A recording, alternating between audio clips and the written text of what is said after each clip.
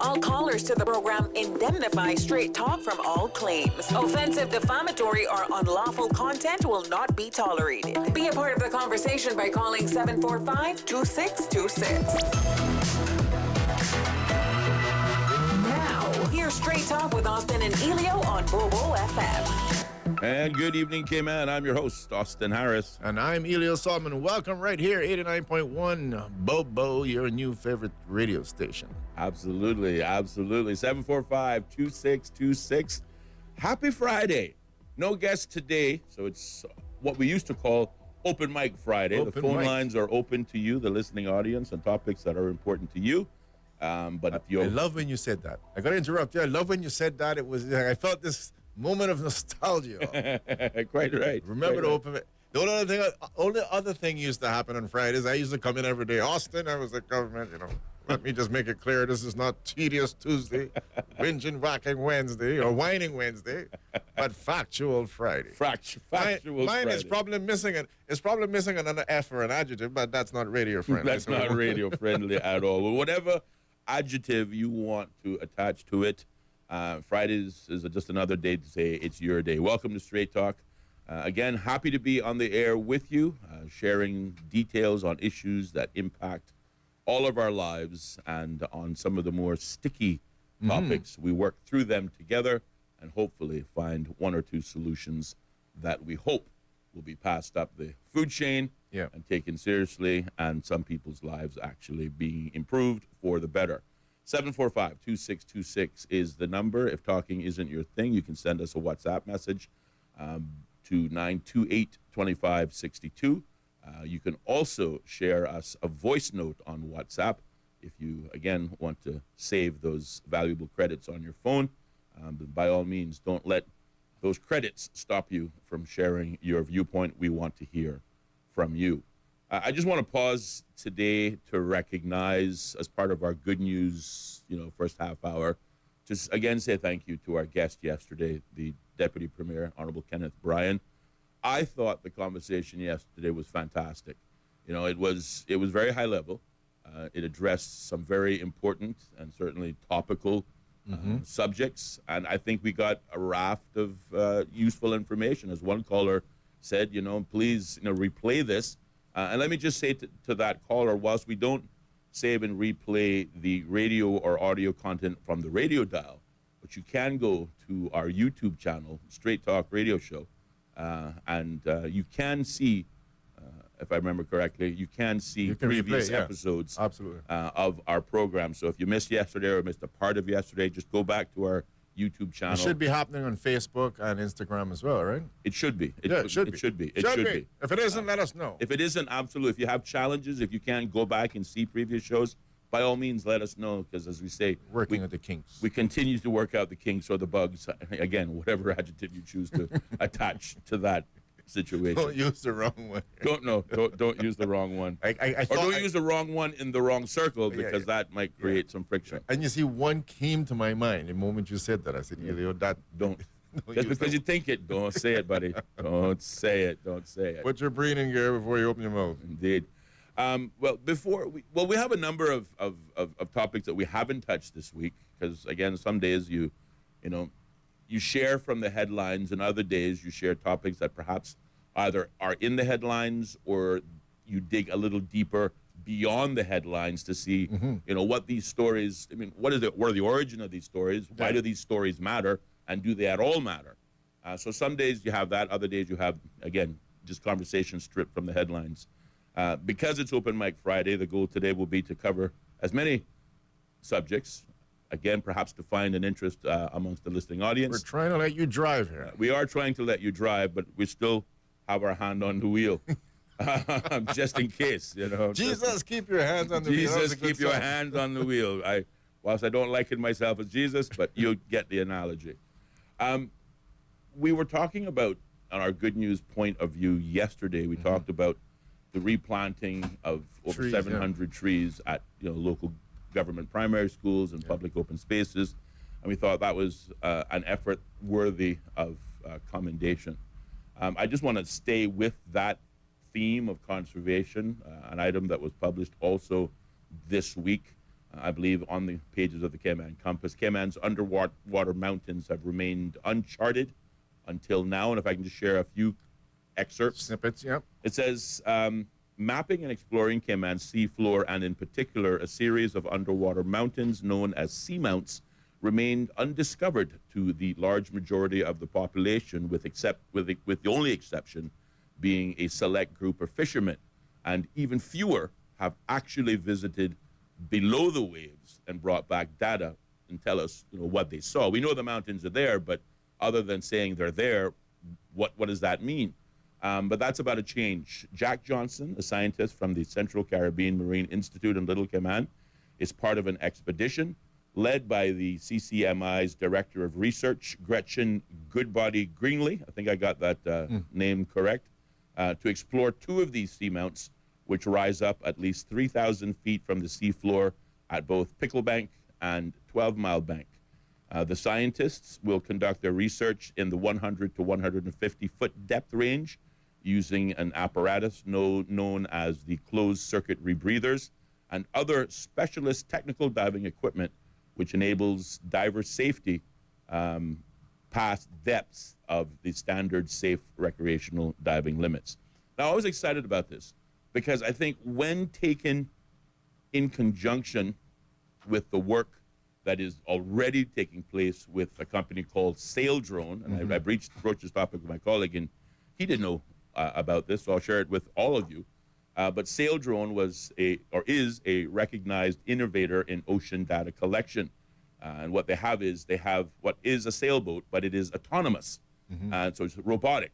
And it has initiated an unprecedented mission to map 29,300 square nautical miles of Cayman's exclusive economic zone. So in my mind, those two combined create fantastic opportunities for the Cayman Islands, both locally as well as, of course, obviously international interests. I think immediately off the top of my head, now we can begin to develop nautical sea maps that are an accurate depiction of what that seafloor looks like.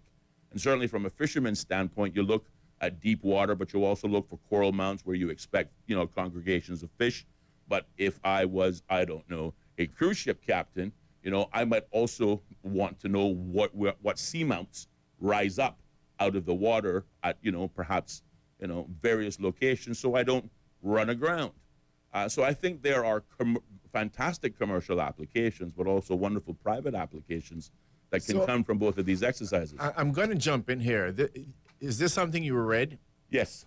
And who wrote that? Wrote what? This particular article. Both articles actually that I'm referring to, both the Sail Drone and the one about that's coming out of the Central Caribbean Marine Institute, were articles that were published in the Compass. And do you remember the author? The reason I'm saying that is I don't believe the Compass publishes the names of the. No, they don't. Well, actually, that's a lie. They do. Yeah, they normally put the person, and the reason is because it strikes me, and I remember Simon Boxall.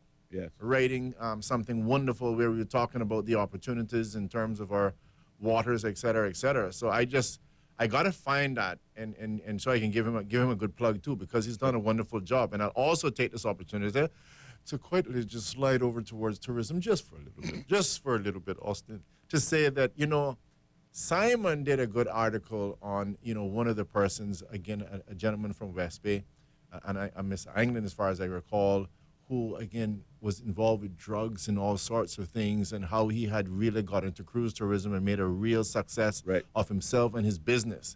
And I just want to, again, I did this at our West Bay meeting, but I wanted to say it again, a big hat off to Simon Boxall for really coming out and writing that story.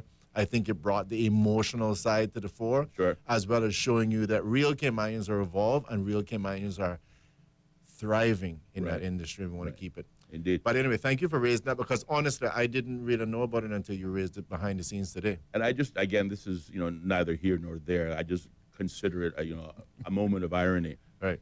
This week, we also been talking, of course, about the election signs, and you've asked the question, well, why did the writer feel he had to have the need to draw a candidate's name in the article? What was the point of putting that candidate's name in the article? Yeah. And now I hear you ask me of the entire content and message of that article, the first thing your mind was drawn to, who wrote that article? What was his or her name? But you see, that's... Well, why? But see, that's Does that change your opinion on the article? But you see, that's particularly the point, and I'm glad you raised it. It gives me an opportunity to expound on the matter. I thought you might like that. Okay, but in this particular case, where I gave my critiques on the compass, is that what you're saying did not require the name, and in this particular case, why I would suggest you don't make the name is because it causes the person to come off in a negative light. Yeah. Right? Like for example, one other article that we have there. If something's going to put someone in a negative light, unless it's absolutely necessary, you shouldn't do it. Right. Like I'm asking for the author because I know Simon Boxall wrote something like that, right. and I think I want to absolutely give him highlights in terms of what he's doing and what he's done. No, absolutely. I take on board your point. Yeah. Well, certainly, I'll find the author before the show's over, and I'll share those details with you. Yeah. But the Sail Drone project, again, which has been months underway, will aim to cover 80% of Cayman's maritime economic zone and accurate, map those surrounding waters, which, again, it's the first time it's being done. Sail Drone is a world-recognized innovator. They've got defense contracts, for example. If you're a submariner, for example, you're probably looking at a map that was produced by this company. They've got a number of defense contracts. But again, we see how, quote unquote, technologies that may have either started or originated with defense technologies in mind also have a wide number of commercial applications. Well, I'm glad you raised that. I have a big comment on that. But before I do that, let me say, I take my hat off a lot of times, and why I think another reason to mention some of the names in this particular case of the authors is that you find that, we get the normal news blogs, the yada yada kind of thing, the cost of living, and we're kind of all familiar with this. And I just think it's not often, and it definitely needs to be highlighted when somebody can take you on a different path. Yes. And makes you say, wow, I didn't think about that. Like the one that I saw here in the Compass about the mental health issue that we have in Cayman. It's like, whoa, yes. I did not know this. Well, and I'm getting hit. Sorry, I'm getting ahead of myself. Getting ahead of yourself. Because again, we're still in the good news part of the show. That's hold on. We are going to touch that aspect, but that's not good news at all. I told you we need 3 instruments in here, but for this particular one, it's a whip. Wait, be patient. Be patient. Back to your original question: who wrote the Seamount article? Okay. You will be delighted to know it is your favorite author, journalist at the Cayman Compass, none other than our very own, drum roll please. Hold on. Simon Boxall. You see, I kind of knew it. You kind of knew it. You did. You got it. And I totally guessed that because I did not. Okay, see, I totally guessed that, but I'm not surprised, and I'm happy to hear it's him. Yeah. Awesome guy. So there you go. So he wrote that article, and again, a bit of good news. Let me just see if I can find the Sail Drone article, which I wouldn't be surprised at all if Simon wrote that article as well. But just so we can cover all the bases, so my colleague is satisfied. Oh, no. Who? Another fan. I used to call her the leader of the Progressives' girlfriend, but it was a tongue-in-cheek. But Reshma Raghunath. Originally from, obviously, came in 27, then of course. became a We all reporter. know her. Reshma, we love Reshma, but Reshma wrote the I think the article appeared December 1st, 2024, last year, that Sail Drone was beginning their mapping exercises. Don't forget, Austin, we have a new legislation in place. Let's not say we love anyone, especially. I'm sorry. I used to work with Reshma. Reshma is my friend. She used to work with me, too. We're friends. No, she's an awesome person. Colleague. She's fantastic. I mean that in the most genuine way. There's a platonic love. I love Ellio, but he's my friend. Yeah. Don't get it twisted. Big hug. Don't get it twisted. Virtual hug again, Austin. That's a virtual hug, buddy. And I already said before, I'm a hugger, so everybody knows that. So am I. All right. So, again, whether it be the Marine Institute in Little Cayman or whether it be Sail Drone, I would just want to send a shout out to both of these organizations. The work that they're doing on the conservation side is laudable. We commend you for doing so. I'm even more delighted that these are projects that have originated from the private sector. It's not a government-led initiative. It's people we talked about yesterday. Be the change you want to see in this world. You got a good idea. We talked yesterday about, the relevance, importance, and usage we could otherwise get out of creating a think tank. Maybe we'll be the ones to start that. We may not finish it. It'll certainly blossom like, a plant put in the ground. But somebody's got to start it, so be that change. In this case, to the conservationists, whether you're planting trees in public schools or public open spaces, or you're mapping the underwater. And by the way, I love that idea about planting trees. I can sincerely tell you that many years ago, I had the idea of Plant a Tree Foundation. It was with PAT, P-A-T, Plant a Tree Foundation. Right. But I really like the idea. And please call me. Get me involved on the weekend. Help me pick something in the ground and put a tree there. I love that idea. It is very true. I think a lot of our medians and stuff, which is why I probably don't agree with the latest issue on signage, because I think a lot of our medians should have trees. I mean, I don't know why we keep cutting down so much trees. Yes. It's like, I love the shade. Yes. I mean, like when you go to, like here in Florida, for example. Yes. Right there in Florida, you don't have to go too far. Yeah. I love those trees. Yeah. No, so do I. The shade on the road, So do I. Though nothing beats a beautiful. well-manicured lawn as well, just a little bit of, care. And of course, when you cut the grass, of course, you're cleaning up, litter as well, which is another pet peeve of both of ours. Yeah. But, there's just something about, what do you say, cleanliness is next to godliness? Yeah.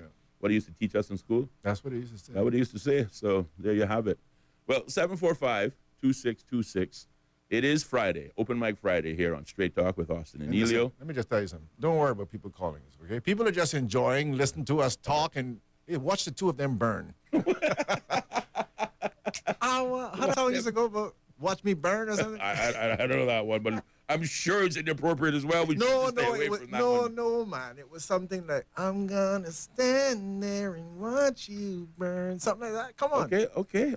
I nothing immediately springs to mind. Someone call in and sing it for us. I'm gonna see if I can find that song. Well, you do that. Let's see. There's a number of topics that we can pull from the headlines.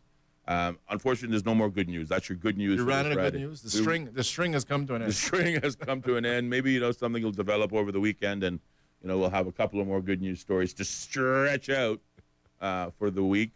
Though I will say, when I was tongue in cheek sharing the good news about reduced CUC bills, even 5 cents reduction is the good news.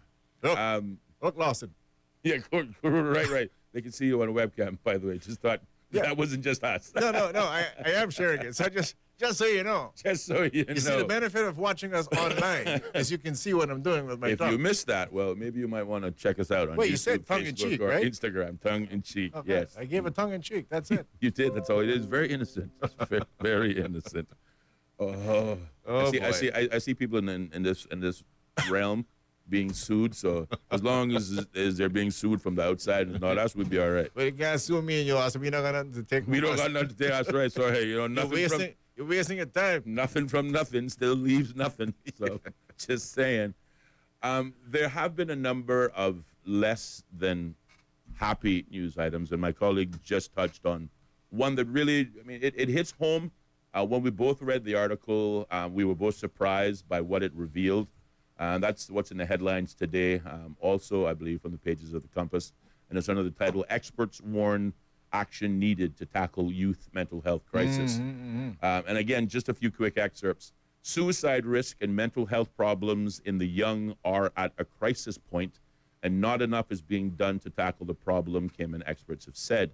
Dr. Erica Lamb, a psychologist who works with the mental health charity, the Alex Panton Foundation, said a major survey of 3,339 school children from years 6 to 12 had found that 529 of them had suicidal thoughts, and 247 had actually tried to take their own lives.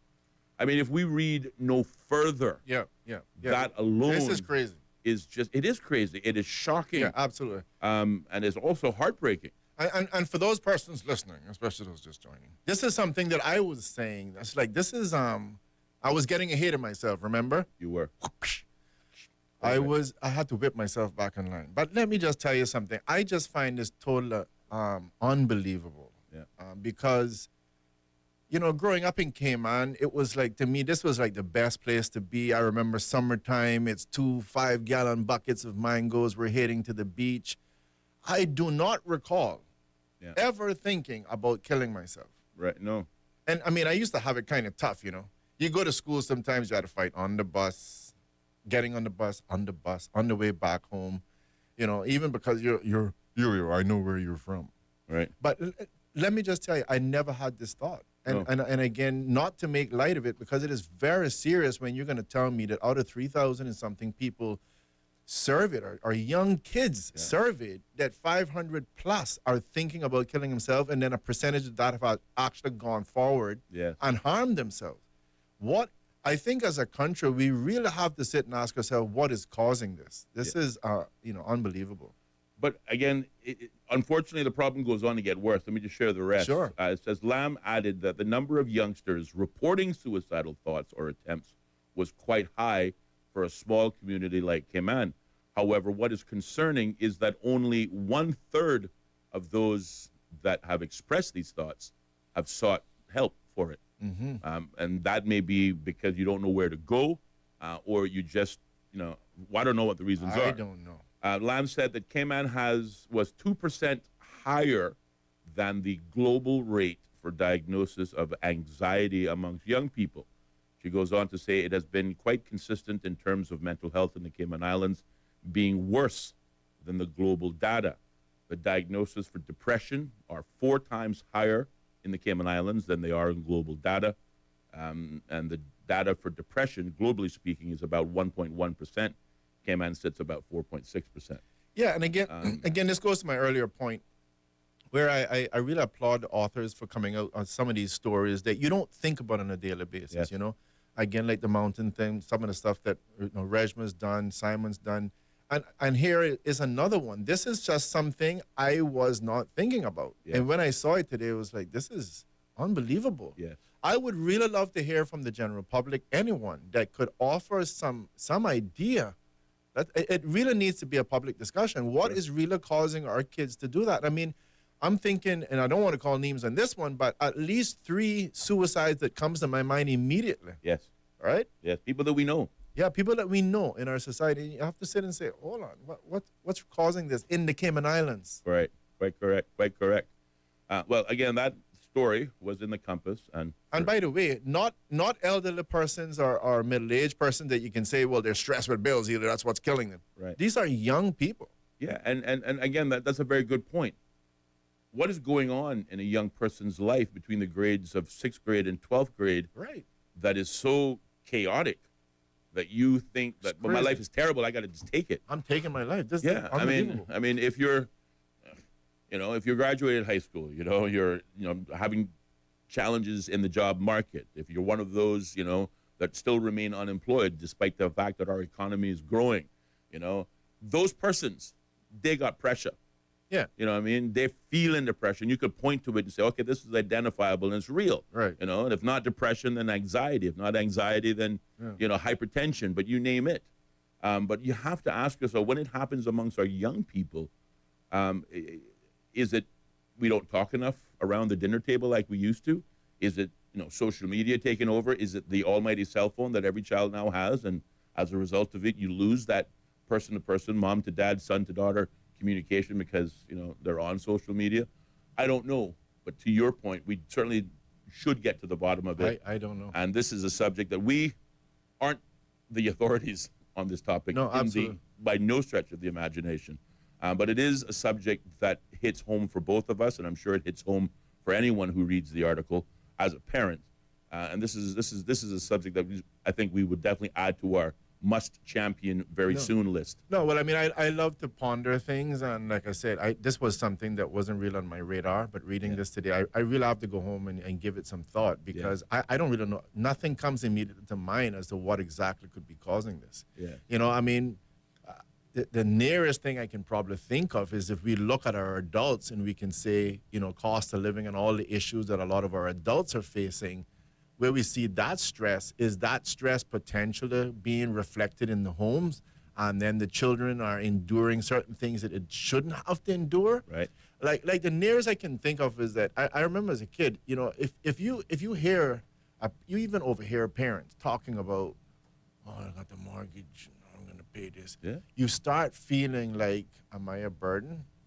Right. maybe I should run away because I'm just adding more bills. Yes. Those sort of things. Yeah. And honestly, that's the only thing that's come into my mind. It's Yes. like, And that's a very good point. There are burdens that you don't think your children hear or know about, but they're hearing you. but they are hearing you, and it is having an effect on them. Right. And again, like I want to stress, I'm pretty sure unwittingly so. I Yes. don't think parents are doing it deliberately, No. but it could just simply be children overhearing, how are we going to pay this mortgage? Like, how are we going to deal with this? Yes. And then the child hearing that, and I got so much bills. Well, just think about the child who's thinking, I wanted to get a bicycle, but I don't think I'm going to ask for that. My mom got, whatever. And it's just all that stress. And I don't know. That's the only thing comes to my mind. Yeah, no, absolutely. Well, certainly that I'm is at a the loss. first serious topic on our agenda. But we do have to pause and check in with the top of the hour news brought to you by BBC. But when we come back, we're going to, again, scan the headlines on topics that we think were interesting. There were a number of robberies, particularly involving machetes, that we want to talk about. There's a road rage incident. that Yeah, has people certainly taken beating people up. social media by storm. And in financial services, there seems to be, a little challenge brewing for the reinsurance industry. All of that and much more still to come when Straight Talk returns with Austin and Ellio, only on Bobo FM. How can we understand the world better? The BBC World Service is a window onto the wider world. The vantage point from which to survey a new horizon. News, reports, and analysis from around the world. Stories we think matter. Different people from different societies. We get to the heart of global issues. News, stories, and global perspectives from the BBC World Service. The home of the BBC World Service. This is Bobo FM. The BBC World Service, the world's radio station. The BBC World Service makes programs with a uniquely global perspective. Enlighten us. Where do we start? The latest world news and current affairs. The very best in global arts and culture. What has been happening on the financial markets today? Social issues, political stories. Everything was there in a way that I never heard before. The BBC World Service. The home of the BBC World Service. This is Bobo FM. Welcome to our newsroom here in central London. We place ourselves here at a little desk right in the thick of things. OS from the BBC. We can catch the very latest news from our colleagues, not just in this enormous room, but also from our colleagues around the world. I'm in the room where they're treating children. This is a combat zone. The situation after the typhoon is very complicated. It was a very tense situation. OS from the BBC. The home of the BBC World Service. This is Bobo FM. This is Bobo FM, powered by Doctors Hospital. 24/7 urgent care, located in Georgetown at the top of Walker's Road.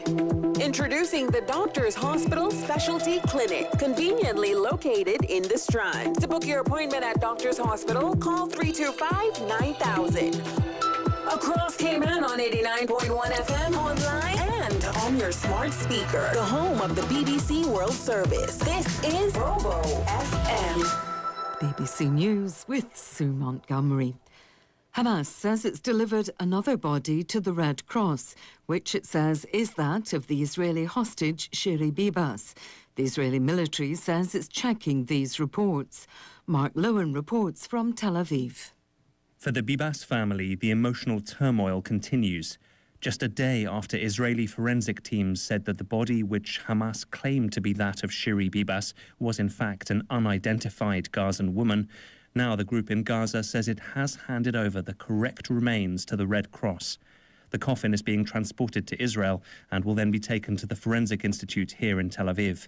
There's been fury today from the Israeli government, which accused Hamas of violating the ceasefire deal by failing to return Mrs. Bibas's body.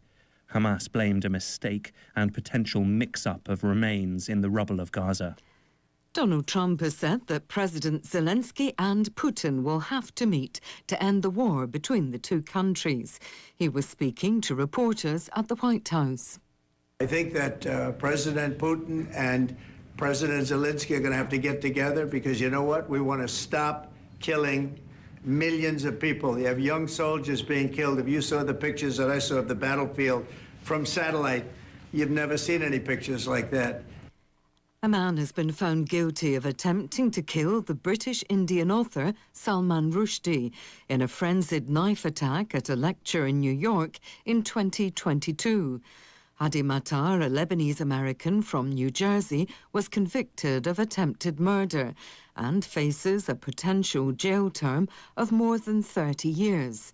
From Washington, Nomia Iqbal sent this report.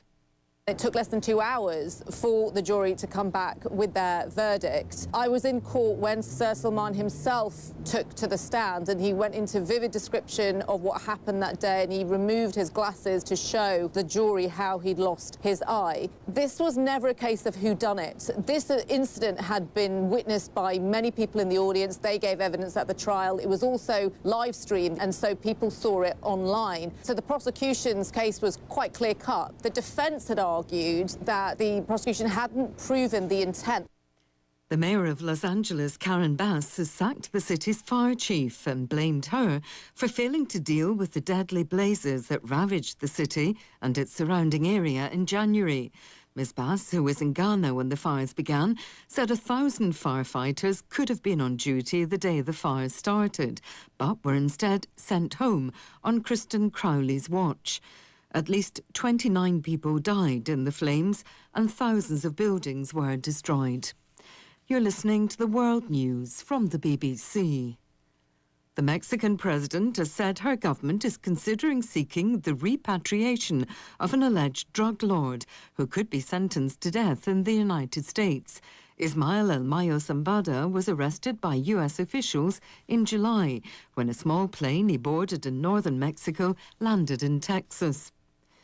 Germany's Interior Ministry has warned of the threat of Russian disinformation ahead of the country's federal election on Sunday. It said fake videos have been spreading on social media, which could be linked to a pro-Russian group. This weekend's vote is extremely close, with recent polls suggesting the far-right AfD party may become the second largest party in the Bundestag. Apple is removing its highest level of data security for customers in the UK. The unprecedented move is in response to a demand by the British government for access to users' data. Apple says it will no longer offer an encryption tool that allows only account holders to view any files stored online. Here's Zoe Kleinman. It's not known how many people had signed up for the advanced data protection tool, but from this afternoon, UK users were no longer able to activate it. Existing users of the feature will have their access disabled at a later date. This means that eventually Apple will be able to share all data stored on iCloud in the UK with law enforcement if a warrant is served. That's because people here will only have a standard level of encryption. Apple says it's gravely disappointed to have taken this action in the UK today. The Home Office declined to comment. The French cognac industry says it's been losing $50 million per month since China imposed duties on EU brandy in response to Brussels slapping steep tariffs on Chinese electric vehicles. 98% of French cognac goes abroad. The trade body says France has seen a 50% drop in shipments. BBC News.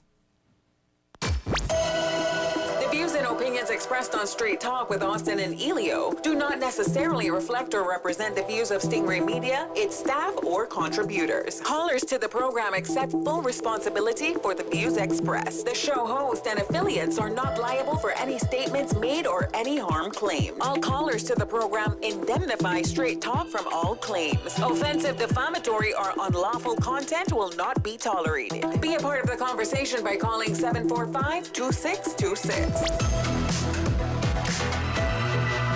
Now, here's Straight Talk with Austin and Ellio on Bobo FM. And welcome back, K-Man. I'm your host, Austin Harris. And I'm Ellio Solomon. And together we welcome you for our continued open mic discussion here on Straight Talk, where the phone lines are open at 745-2626. But we are also simulcasting live on YouTube and Facebook and Instagram, streaming video.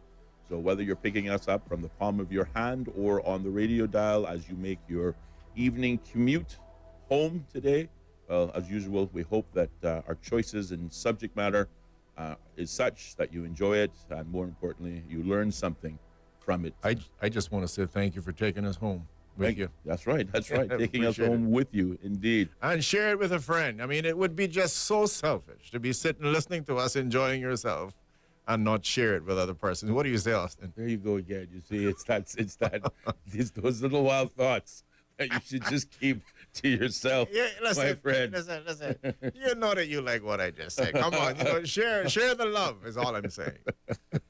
Don't be selfish. You gotta love him, baby. You gotta love him. That's all I can tell you. You gotta just be yourself. Tomorrow you're gone. Tomorrow you're gone. Though, I saw a great saying today. Funny you mentioned that. Mm-hmm. It says, it's true that you only live once, but if you do it right, once is enough. Right. I like that. I like that. Listen, to me, Austin, you can't deny people your story and your experiences. You only live once. And especially if you're sitting here on the radio. It'll be 20 years from now, somebody will say, that guy was crazy, but I loved him. Yeah, indeed. He said like it is. Yeah, he did. Didn't hold it back. Yeah, we did. There you go. That's what I like. I like that we. We did. I'm not alone in this by no stretch of the imagination. Another good saying, the secret to life is not acquiring the things that you want, but that is appreciating the things that you have. There you go. Attitude of gratitude. Attitude of gratitude. That's your Zen moment for the day. Did we come in at 5:06, Austin? I'm curious. This is very important. We did. We came in because right if we didn't come in at 5:06, I would be very concerned. We came in at 5:06. You can put your mind at ease. And now that we have that behind us. And again, maybe the humorous side. Just recapping some of our top stories that we are now tackling, of course, at the 5 o'clock hour. You all know that we begin the show with, again, a little laughter, a bit of good news. But by 5 o'clock, when we hit our main topics, we just hit the primary topics that we believe, in today's case, taken directly from the headlines that maybe you may have missed because, like us, you're busy during the week. Who has time to read the news, and it's all bad anyway, where we obviously take a few stories from the headlines and that we think are important for you to at least know about. The first one, experts warn of need to tackle youth mental health crisis in the Cayman Islands. Experts are saying that the risk of suicide and mental health problems in the young in the Cayman Islands has reached a crisis point. At least 15.8% of students between the grades of 6 and 12 have considered or entertained suicidal thoughts, and a further almost 8% have actually taken their own lives. Yeah. We also learned from the experts that Cayman's rate of anxiety amongst young people is in fact 2% higher than the global average, which again is an earth-shattering factoid, if you will, when you consider our relative size and population base compared to the rest of the world. And the global standard is 1.1%, and in Cayman is 4.6%. So we've blown that we're right out of the water, and that's really troubling. Beating a record that we shouldn't be really competing right. We should not be proud of beating this record. We shouldn't be in that race at all. Yes. But, Austin, hearing you say this, I remember there's a saying that a society can be judged based on how it treats the young and the elderly, right? But something else is coming to my mind, and I think you kind of alluded to it. Actually, I think expressly stated, is it something to do with our cell phones? And I want to throw that out as well. And again, please forgive me for throwing things out, but I'm just sharing it with you as it is. We can bounce our thoughts back and forth. We don't claim to have the answers, but I don't think anything should stop me from making a suggestion. Yeah. Have you ever sat and, or let me just say what is my experience. I'll find, for example, let's just say you had that bill. Oh, God, how am I going to pay this bill? It's killing me. You literally get a headache. Yeah. But if you want half of it, they don't want a piece of it. But here is this, right? If you get up and walk, okay, now let's just say this. This is not funny. This is serious.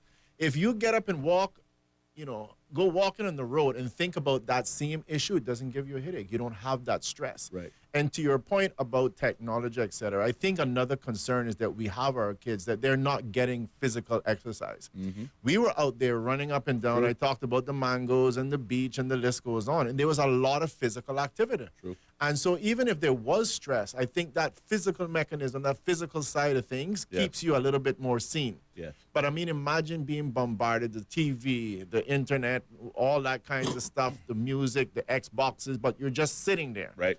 And of course, consuming the not so best food in the world either. Yes. And I'm just saying, you know what? That could have a part to it because quite frankly, when I hear anxiety, I'm thinking poor blood circulation. Yeah. And I know doctors will tell you, no, Ellio, it's not that. You just need this pill. But I'm telling you, a lot of the problems that we experience is because we're not getting that amount of exercise. Sure. Indeed. The next time you're stressed, I don't care what it is, marital, finances, whatever. You try it. Think about the same thing on sitting down, and you're going to have a headache. You're going to feel totally stressed. But try walking and thinking about the same thing. It doesn't stress you anymore. Well, you know, if there was such a thing as a Straight Talk literary or Straight Talk book club on this subject, there was a book that I read that related to, you know, kids and social media and our phones. It was called Glow Kids. Glow. G-L-O-W. G-L-O Kids. And it spoke about the amount of screen time that our young people, you know, commit themselves to at home and at school and whatnot. The damaging effects, the obvious ones, obviously vision, but also critical thinking, their social skills. They're great with, you know, persons, you know, on a chat line, but their interpersonal, person-to-person skills are basically unrehearsed because they haven't had a chance to practice them in actual physical contact. They also spoke, of course, about the proven scientific health risks associated with it. So, again, if this is a topic that, you know, resonates with you, the listening audience, or some of you in the audience, and you want to learn more about it, again, Glow Kids is a good resource. But specifically on the issue of mental health and suicide and anxiety, this is certainly a topic that is unnerving to both of us, but it's more importantly, it's a subject that we will certainly do what we can to get the experts in the studio to help us to understand what are some of the underlying causes for this from an expert's opinion. Yeah, and again, you know, equally important, getting them to be able to advise parents. Of course, no, I don't think there's any parent out there that wants that for their child. Little things that we can do to help, you know, prevent anything like this from happening. I think it's just totally important. Yeah. Like I said, it's a race that we shouldn't even be in, and it's even worse and more saddening that we might actually be winning it. So I don't like it. No, I agree with you. I don't like it either. 745-2626 is the number. What do you think? Also taken from the headlines, this one actually just appeared in the traditional print headlines, but it has been all the rage on social media, I dare say, since the week began. And this involved a road rage incident. Again, let me share a few snippets from the media release. A confrontation between two drivers doing peak traffic hours on Rex Crichton Boulevard has resulted in the police arresting one man for assault and warning the other for intended prosecution. The Royal Camel's Police Service attended the scene of the conflict in Bodden Town, captured in video and distributed on popular social media accounts around 6 p.m. on Wednesday. On arriving at the scene, officers observed two vehicles and their occupants on the side of the road, and the occupants speaking with first responders. A confrontation broke out between two male drivers, a 72-year-old man of North Side and a 17-year-old adolescent. Social media video depicts the man opening the adolescent's car door and promptly being placed into a headlock. It was reported that the man exited his vehicle and confronted the juvenile. An altercation took place between both parties, which led to the man receiving facial injuries. The 17-year-old was arrested on suspicion of assault causing actual body harm due to the man's facial injuries, whilst the older man was warned for intended prosecution. And you may have noticed my voice raising on that last paragraph. I noticed. Because I asked myself the question when I read this article, and again, I only see the video that everybody else is seeing on social media, but the article goes on to spell it out, that the 72-year-old man was the one who exited his car, walked up to the young person's car, and he was definitely the aggressor. I mean, opening my car door is like this chap walking into my house. I'll tell you what, in some parts of the world, you could get shot for that. I'm saying exactly my point. Not struck. You could get shot for that. Well, in Texas, if you are shot trespassing on property, it's not the homeowner that goes to jail. Yeah. And in this instance, I liken it to, try it in Florida too, to a person walking into my house. So listen, let's take it, a step further. Someone breaks into my house uninvited, and my dog bites them. Right. You gonna put down my dog and say sorry to the person who was, frankly, an interloper or trespasser? I don't understand this part of this story. Right. Why is it that the 17-year-old, we must be missing something. But why, well, they go on to say the reason why the 17-year-old was arrested was because he put the 72-year-old in a headlock. Well, dude, you didn't have to open my car door. You could have spoke to me from outside the car. You could have shouted at me from outside the car. But you opened the car door in an aggressive fashion. I didn't know what was going on, but I quickly defended myself. And how did he do it? The young man could have struck him. He did not. He put him in a grapple hold to subdue him. Yeah. end the aggression in my mind. I just don't see how the Caymanian got arrested. Well, as my good friend Fuzzy would say, my half-day schooling in law on Fridays. That's right, half-day on Fridays. Yeah, half-day on Fridays. Yeah. And I think we're just about there now. Yeah, yeah. But you got to understand, the technicalities, as I understand it, bear in mind that assault, when we think about assault, we think about someone hitting someone else. That is not assault. That's right. Assault is when you cause someone to be in fear. Yes. Actual body harm is, or trespass of property, whatever you want to call it. That's when you're touching someone, right? But you already assaulted the moment I put you in fear. So let's just say you're standing on the side of the road and I just pick up a bat and I raise it in such a way to make you think I'm going to strike you with it. Yes. Well, if you find yourself in fear, then you are assaulted. Yes.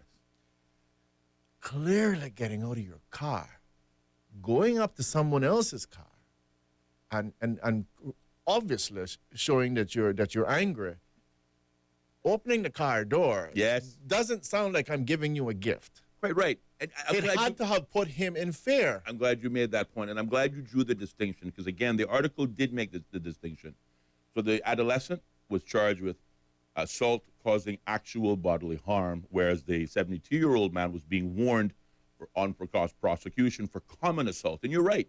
Common assault does not involve touching at all, but makes another person in fear of their life.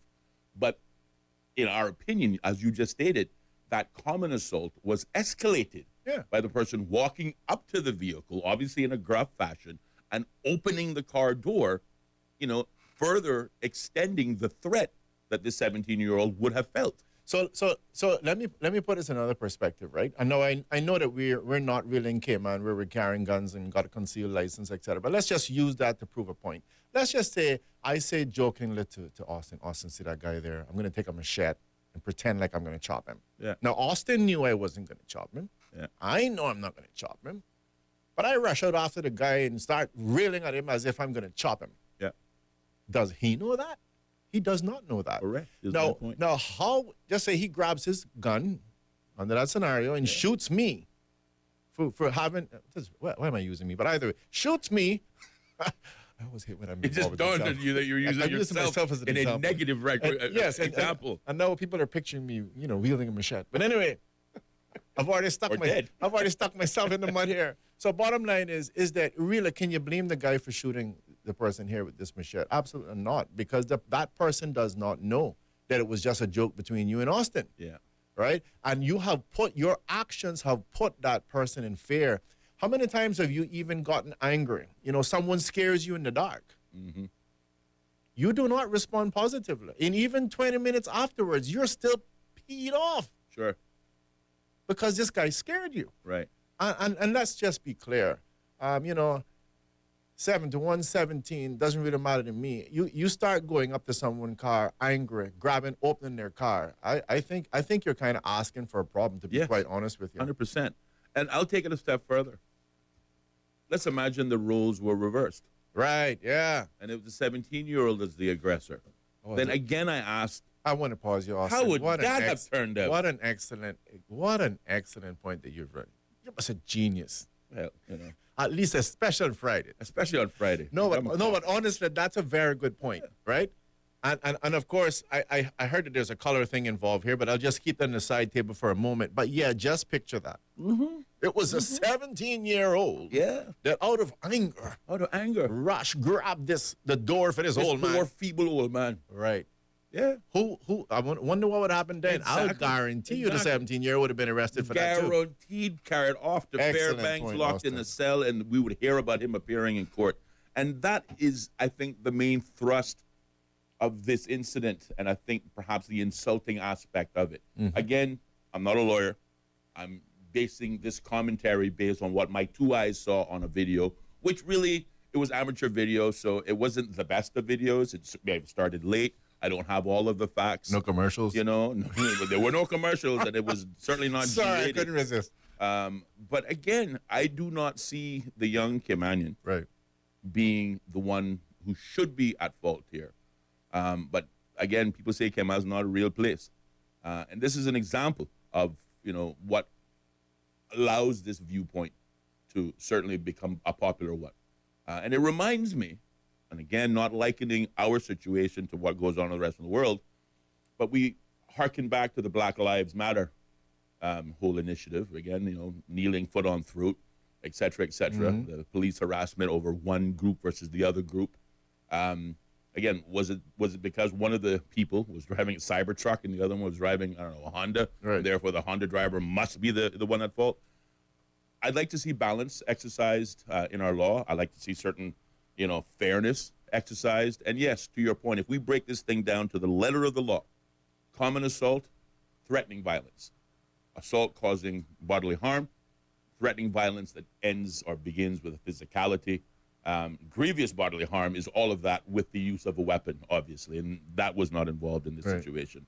But by the letter of the law, all of this makes sense, and that's what was arrested. But again, I just throw into the mix, if the roles were reversed, how then much more easily would not only the adolescent have been arrested, the adolescent would have been charged with the more serious offenses. Where is the fairness is the question. Whereas I don't have, my half-day schooling on Friday doesn't allow me to know the exact terminology. I am pretty sure that me trespassing with the intentions to commit a crime is a crime. Yep. Right? Yep. And I can't see that this person who was supposedly 71 was angrily coming to someone, opening up their car, invading their privacy, to sell them cookies, trespassing their property, to give him a gift. It was to commit a crime, or at least an act of aggression. Well, you can say whatever it is, but I don't have to open up your car door just to shout at you. Yeah, absolutely not. Absolutely not. No, if I want to shout, he could pound the window and be saying everything he wants to say. Opening your car door, says a lot more than that. Yeah, agreed. Agreed. So. Again, and to your point, because I want to drag it out to an extension, because it's an excellent point when you say if it was a 17-year-old doing to the 71-year-old. But what about if it was a lovely young lady? True. And I'm opening her door. Yeah. And let's just change the context. It was 3 o'clock in the morning. Yes. Come on, guys. Come on. Yeah, quite right. No one should be going up to anyone's car door and opening it up. Yes, absolutely. I question the end result. I question the actions of the police in this instance. In fact, I want to stress. I'll be really surprised, what the courts decide at the end of it. In fact, I want to stress, if I even had a gift for you. Yeah, I literally had a gift. I bought you a cell phone. I don't think I would just walk up to you and open your car door. Yep. Because I'd say, well, I roll your window down. Right. I just think it's totally wrong. I can't understand it, and I pray that there's something I'm missing. Yes, because so do I. Yeah, because from what I'm reading and hearing and seeing, yeah, it just doesn't sound right. It just does not pass the smell test. It just doesn't. Something smells. Scratch and sniff. Something smells off. Like, did you leave it out? Did you not put it in the fridge last night? What? Exactly. Don't serve me this. I'm not going to eat this. I don't know what this is, but something just don't smell. Yeah, putting a little fire under it. No, it doesn't help you, buddy. It doesn't. It still doesn't smell right. No, not at all. I like that. I know it's considered an exotic food, but I'm sure it didn't mean to smell exotic. I'm just saying. So yeah, this does not pass the sniff test. Oh, see, you're killing me. I thought I was the one, burdened to do the humor around here, but you're killing me this evening. Well, just wait until you go back tonight and listen to this show after. I am going to be cracking up again. You are going to be in tears. I'm going to say Austin was on a roll. Oh my God, this is a great show. Who are these guys? And that's rolled with 2 L's, by the way. That's right. For all of those persons who confuse their rules. Indeed. Well, 26 minutes past the hour of 5 o'clock. These are our opinions on stories that appear in the headlines, and in this one case, certainly on social media. If you have an opinion, a comment, a viewpoint, by all means, share it with us at 745-2626, or if talking isn't your thing, send us a message on WhatsApp at 928-2562. Someone writes. Or you can send us a voice note as well. Or don't write. I mean, as we talked about before, we love having these conversations. Yeah, we question whether we want to be interrupted or not. Yeah, you want to interrupt Ellio and Austin from burning up each other. Exactly. Burning themselves. We haven't spoken to each other today, in today's rare occasion. You haven't spoken since yesterday. Since yesterday, and that's unheard of. Wait till you call last At least night. we get together at least once a day to come up with a plan for the day. But and trust me, 2 today hours. we 2 hours is nothing for us. 2 hours is nothing. 2 Okay, hours is a warm-up. so here it is. Someone writes, the 72-year-old is an expat, and the young man is Caymanian. End of story. This is where we are in our country. Well, I can tell you something. I don't know, kind of hitting the nail on the head. I'm just saying, I'm thinking. we're starting to see a trend to develop, and when people say, well, why do we talk about this us versus them? Again, here's a living, breathing example of imbalance, of unfairness, of two separate different rules for two different categories of people. We remember the whole riffraff, event, and that had, from a Caymanian context, it had legitimate reason to draw frustration and anger. They were legitimate. Mm-hmm. If you closed your eyes and pretended you were somewhere else, didn't know what's happening in Cayman, you'd say, yeah, I could see where that person is coming from, or that group of persons is coming from. Here again, we have another example. Let me give you a little behind the scenes on this, Austin, and I don't want to hear anything negative about cruise tourism. Just quiet up, okay? Just suck it up. Okay, but listen to this. We had the page, and this is amazing now. The same person in question with the riff-raff, okay? Yeah. Now, I want you to rewind the tape. Before the riff-raff comment, was on our Facebook page talking, we don't need cruise tourism, they're a waste of time, and they're taking up the space on the beach. And I remember responding, and I can provide it for you, the full details of it. I said, but hold on a second, are you not a foreign national that Caymanians have allowed to come here and set up a business and make money? Didn't you take up space on the beach when you came here? Did anyone complain about you? I said, so why are you complaining about cruise tourists taking space on the beach? Yes. Other foreigners. And it is subsequent to that I received a comment from someone saying, have you seen this? Yeah. And bear in mind, these persons were not aware that the two were connected. Right. So if you had just listened to the argument that I was making with the gentleman in cruise tourism, someone might have said, oh, it's just another cruise tourism argument. No, I am showing you that this is the kind of modus operandi of some of these people. You and Donald Trump really well. To use your word, I don't want to besmirch the good people that come here, okay? There's a lot of lovely people, and I know many of them personally, love them, don't want them to leave. Right. But there's just a few bad apples that, honestly, there's nothing I think that needs to be done other than them to be dragged to the airport. Yeah. We can put something kind of cushiony on them just to make the drag a little bit better, but drag them to the airport and send them back home, because here is that person making that statement. And understand, Caymanians welcomed him with open arms. No one was complaining about you taking up space on the beach, and in fact, it seems, historically now, it seems you took up more of the beach than any other cruise tourist. Right? And now publishing about riffraff. So back to the same point of this particular individual and to yourself. This is humbly, I strongly believe, and you talked about the police incident with the gentleman on the throat. Yeah. This is a local thing, and this is a situation where you have an expat that's getting away with something from all we can see here that is absolutely incorrect. Yeah. There is I can tell you, I don't think I would walk up to a car and open up the car door of my best friend to give him a gift, because even that would put him in shock. Oh, shoot. Yeah. I didn't. What is this? What are you doing? I would knock on the window. That's right. And you can't tell me that you're going to allow someone to come in this country, you're coming angrily and open up the car door, and then when the person, out of fear, I'm pretty sure, we react. Yeah. We react out of fear, and now he's the bad guy. Yeah. For a headlock, I can tell you right now, I kind of went to school in Florida for a little while. I can guarantee you, especially in Florida, that I know we got carrying some of these guns. If you did that, you would probably end up being shot. Yeah. You go open people's car doors, see how that works out. See, you go to the great U.S. of A., where the right to bear arms is ingrained in the Constitution. What is it? 5-0. 5-0.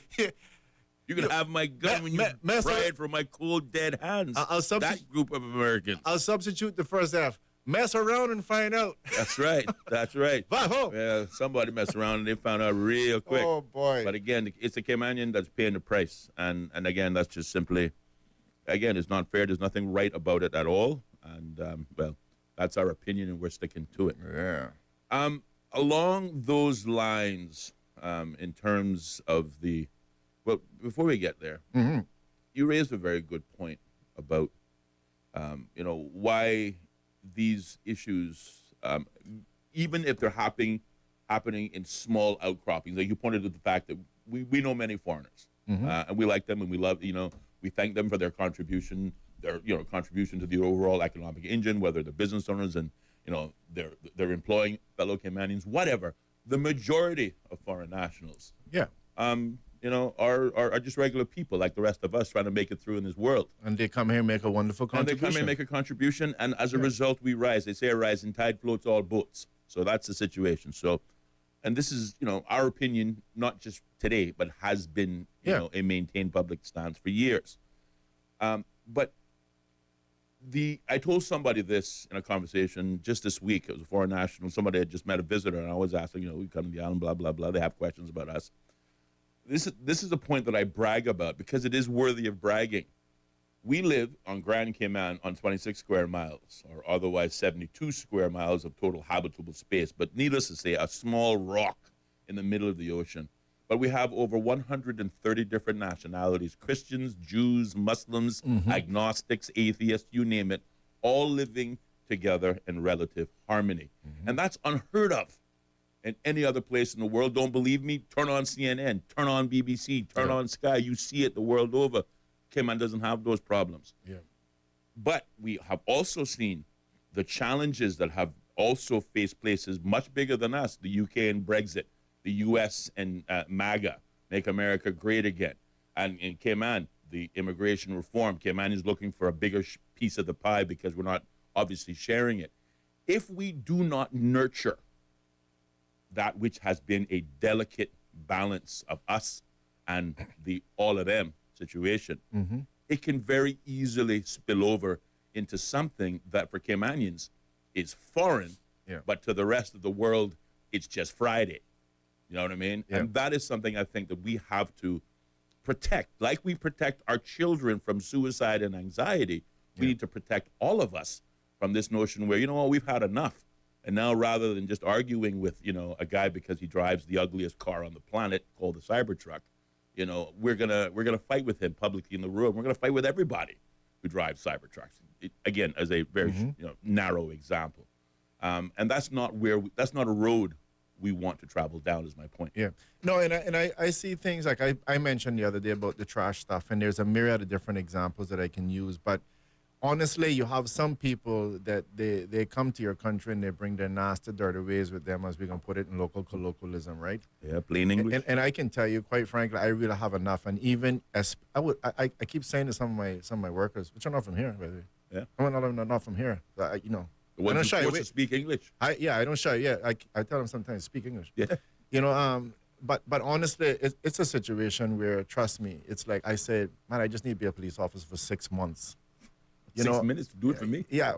I would cure the speeding problem spot straight. I want good 6 months. Listen, I have seen people, there's some group of people, Austin, I won't call any names.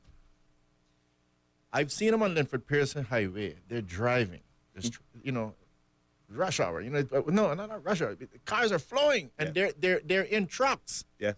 Talking. Yes. Hey, what's your number? And call me. It's like, are you serious? Yes.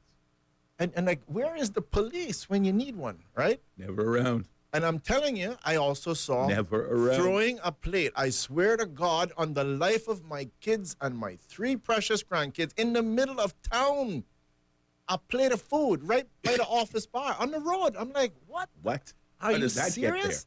Yeah, I'm not even talking like a piece of paper. Throw a piece of paper. Throw a whole plate out. Oh, no, forget about a banana skin. Oh. I mean the entire plate of food. Whatever's left. It didn't pass the sniff test, obviously. Something was off. No, honestly, come on. Yeah. Really? Got a caller on the line. Something's got to happen. Let's go to the phone lines. Good evening, caller. You're on the air.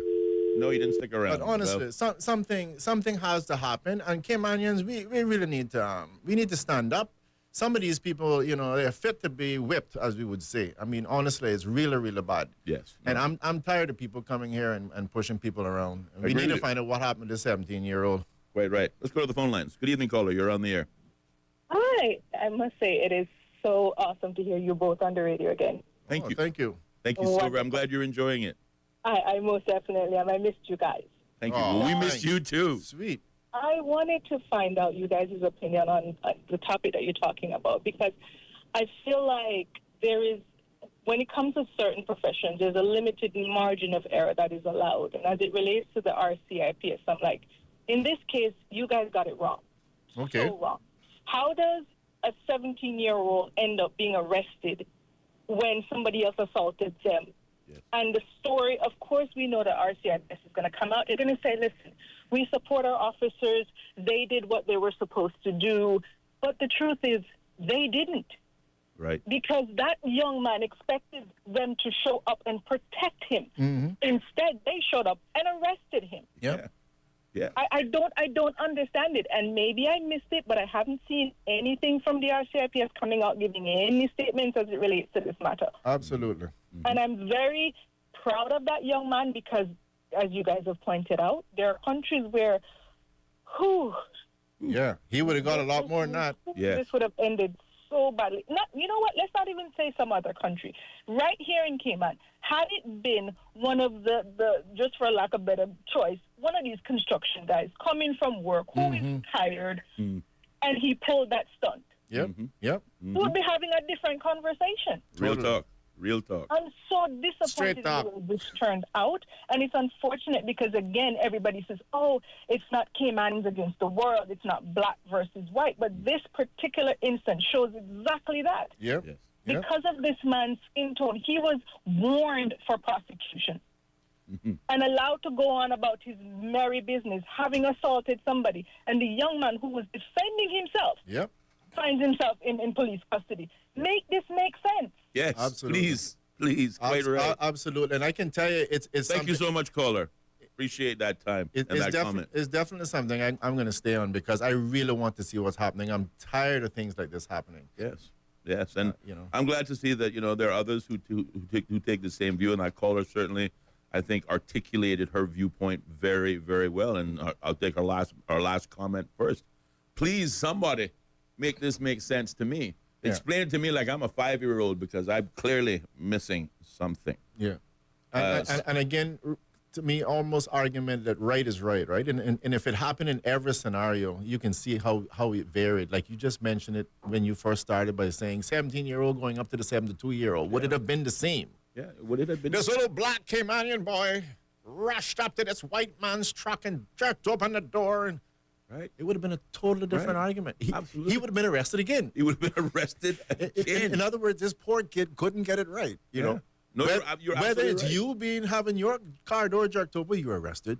If you had done it, you would be arrested. That's right. And again, like I'm going to ask you another question. If it was a man going up to a woman's car and jerking, what about if it was 3:00 in the morning? Yeah. Listen, it's all nonsense. You don't go up to someone's private property and open up the door, especially when you're angry. Yeah. That says to me you're not delivering candies or any kind of gift. That's right. You're opening the door to cause harm to someone.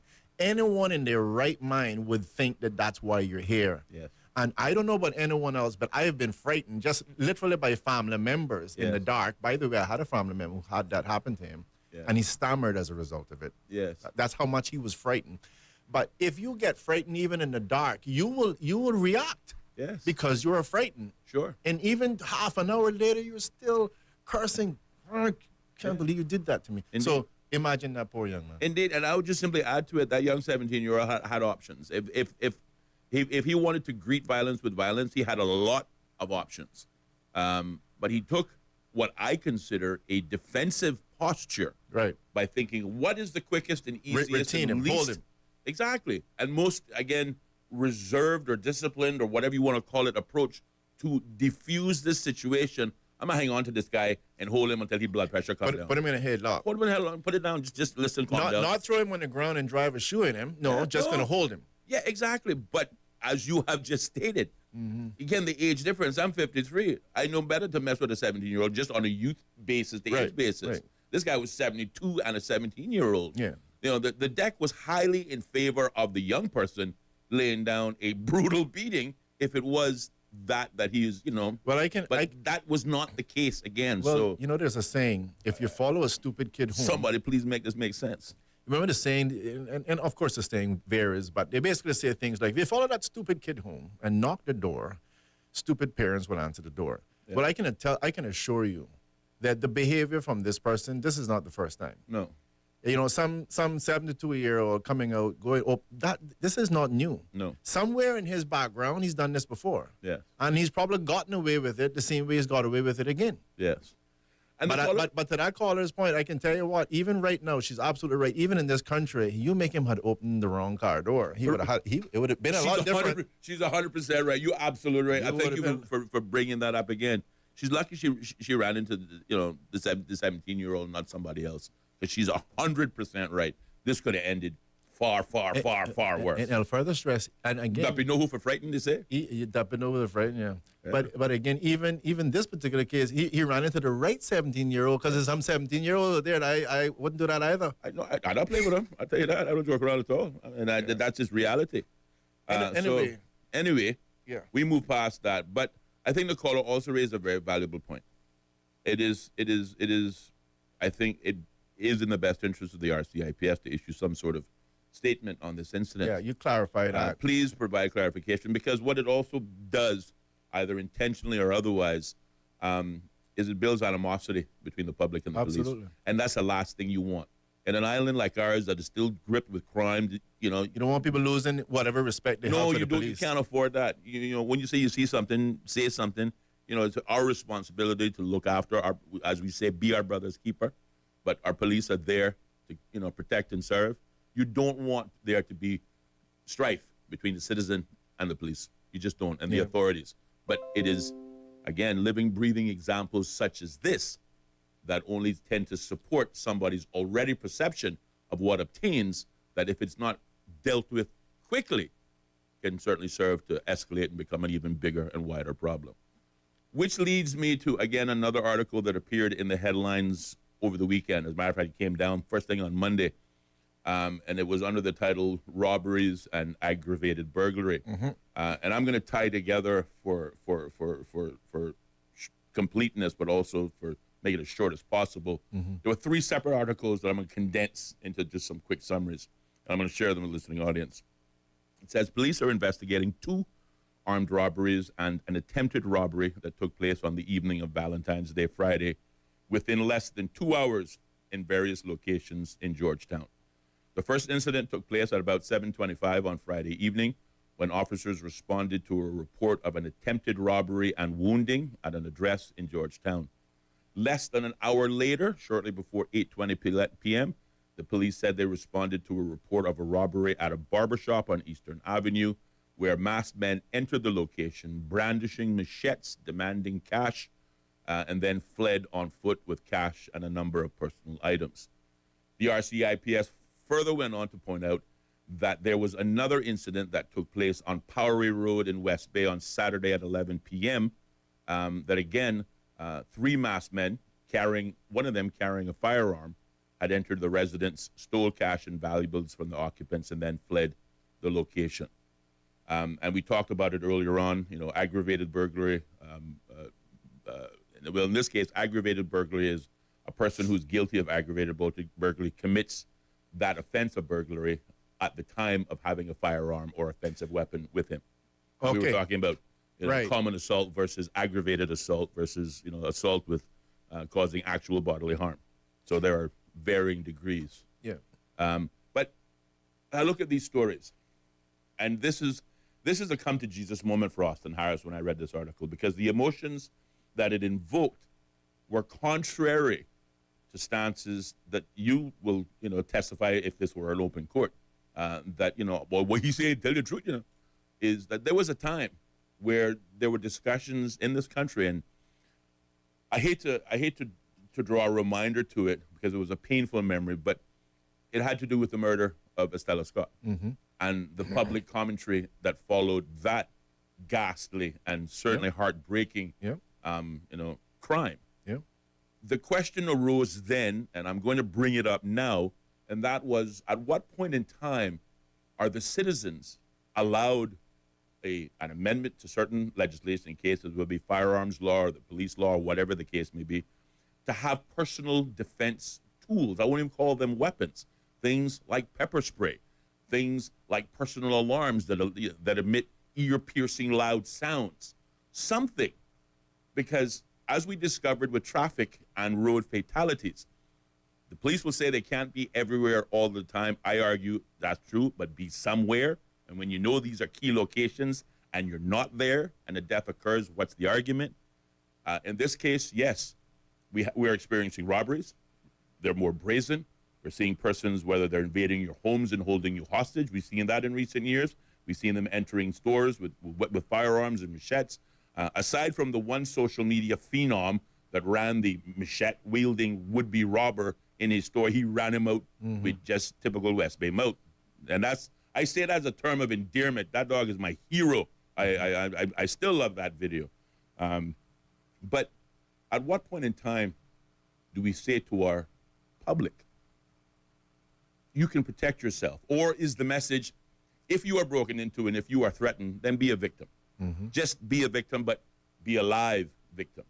And I suppose there's argument to be made there, but I see more and more brazen aggression being carried out against citizens of this country, and we have no means of protecting ourselves. And God forbid, if I did so happen to have the old-fashioned baseball bat in my corner when somebody approaches me with a machete in my home or otherwise, and I swing that bat, who's responsible then? Yeah. Who goes to jail then? Well, precisely. And I mean, from what we're seeing here, it would almost seem like as if again, based on information we have, it would almost seem like the Royal Cayman Islands Police is saying, don't worry if someone gets angry and runs into your house. That's comes after you. That's nothing. You don't worry about that. There's no need to defend yourself. There's no need to put them in a headlock.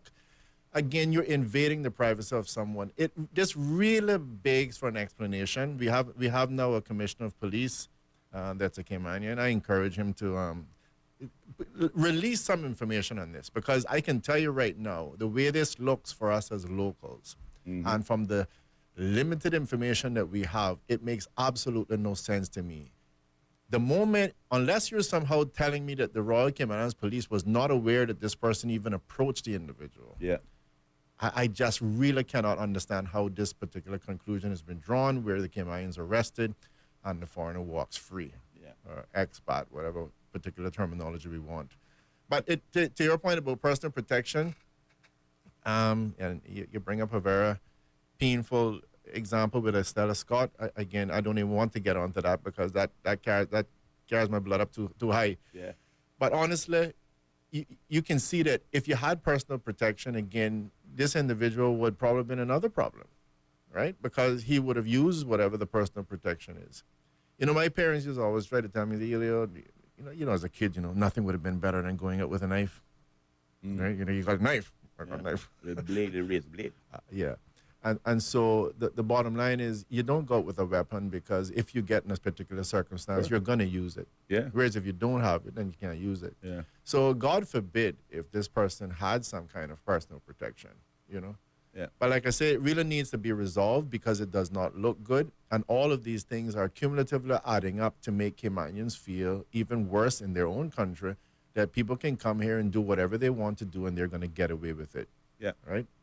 But I would just say, and while I don't disagree with much of what you point out, looking specifically at the case of these robberies, what is defined as aggravated burglary, there are defensive tools that are non-lethal, and therefore they're not. The word non-lethal is there for a purpose. Yes, sure. You're going out with a weapon. Well, pepper spray, whilst it could be used as a weapon, 90% of the people who carry pepper spray are using it as a defensive tool. Likewise, again, whether it be, I forget what they call it a personal alarm, which all it is a really, really, really loud alarm clock that emits, a sound, but it tends to, draw attention to oneself from a wider audience. So if I'm a woman, for example, walking down a dark street, there's a loud... might draw some good ears. Exactly. Somebody else might hear it and might come to my rescue. Or, in best case scenario, it'll scare the attacker away because of his or her proximity to that sound. But all of these things, none of these things are allowed in the hands of the general public against the backdrop of a rising and, I dare say, disturbing rate of burglaries that are aggravated or have aggravating circumstances where only by the grace of God somebody don't get badly hurt or injured or killed. I just want to clarify something. I'm in agreement with you. I know you were. The simple point I was making here is, if he was arrested for doing what he did, God forbid if he had anything that we could deem to be called a weapon. Yeah. You know, Yeah. it would have been like, this would have been worse. Of course. You know, there's so many ways we could see this playing out being worse than it was. Yeah. But unfortunately, in every one of those scenarios, the Caymanian still is the one who ends up the one behind bars. And I can tell anyone, I have seen. That's messed up. I can at least think of 2 instances where I have seen family members. Like I said, just when you do something that frightens someone. Yeah. And you could see how they have to really restrain themselves from hurting another family member simply because they were frightened. Yeah. Okay? Not even the potential threat of violence. We don't know what that's like. And I want ladies to ask themselves, particularly ladies know who are listening. Yeah. You're driving in your car. Let's start off with a really dark moment. It's 3 o'clock in the morning. Only God knows why you're on the road at 3 o'clock in the morning, but you're coming home 3 o'clock in the morning. Late. And working late. And you're parked at a light. And someone rushes up to your door at 3 o'clock in the morning and pulls the door open and seems to be coming after you. Yeah. Really? You're going to be charged, arrested for doing something that you think is necessary to defend yourself? Would that be sounding right to you? I don't think any lady is going to agree with that. No, let's change it. It's 7 o'clock in the morning. I don't think it really makes much difference. Mm-hmm. Right? And it's not only women who get scared. Men get scared too. Sure. Right? So I thought I'd draw the example about women first because men actually get scared too. And men just react perhaps differently. Mm-hmm. Most men on the aggressive side will sit and say, he frightened me, he's attacking me, I got to attack him. Yeah. But it's a natural reaction. So I hope that the Commissioner of Police will get something out to us that helps us to better understand this. And if they made a mistake, they better fix it quick o'clock. Quick o'clock. Because it's not looking right. It's not looking right at all. Don't pass the smell test. Well, 745-2626 is the number on this otherwise Open Mic Friday. If you got an opinion or a comment on any of the topics we are addressing this evening, by all means, share them with us, either on the phone lines or if talking isn't your thing, send us a quick message via WhatsApp at 928-2562, and we will read it. About 4 minutes and 30 seconds before we have to go off to a break. I think maybe it's a good opportunity to tackle another issue that was on social media very briefly. Before we address the other topic that is concerning, and that is, of course, challenges facing our financial services industry, the latest in the round of challenges. Mm-hmm. But there was another issue that started the week off, also on social media, which, again, appeared in the news headlines this week under the title, Tour Bus Grounded for Lack of Air Conditioning. And what it was it involved a public transport unit inspector. You probably saw this on social media. And again, I don't mind calling the name of this. It started on Everything 345. And, you draw the references for that. What's on that site? Let me think. The secret's in the name. So it appeared there, but it quickly spread and went viral. So an inspector walked up to a bus driver, obviously in the tourism sector, and chastised and or removed tourist passengers because the bus was sitting on idle, but the windows were open. And the standard, the current accepted standards is that, well, the truck should be on, the window should be closed, and the AC should be on. Mm-hmm. We do live in the tropics after all. But that was not the case. The PTU officer, obviously, in upholding those standards, removed the individual, and a ruckus ensued with the bus driver filming, the police calling, and again, a variety of threats being made on one side or the other. Now, if I may be so bold, whilst I side with the Caymanian and the 17-year-old believing he was clearly, wronged, as we talked about before, but as you talked about yesterday, whether it be a think tank and coming up with solutions to the problems we face, this issue with PTU and the bus is all about standards. Mm-hmm. If you are a bus driver or a taxi operator, there are rules, just like if you are a beach vendor. And somebody probably above the pay grade of that PTU inspector set the rules, but gave that inspector the job of carrying out and upholding those rules. And he did just that, upholding those standards. Now, we can argue all day and all night on should he have waited to do that after the close of business, or was he justified in doing what he did and dragging customers off and making an example, if you will, of the bus driver.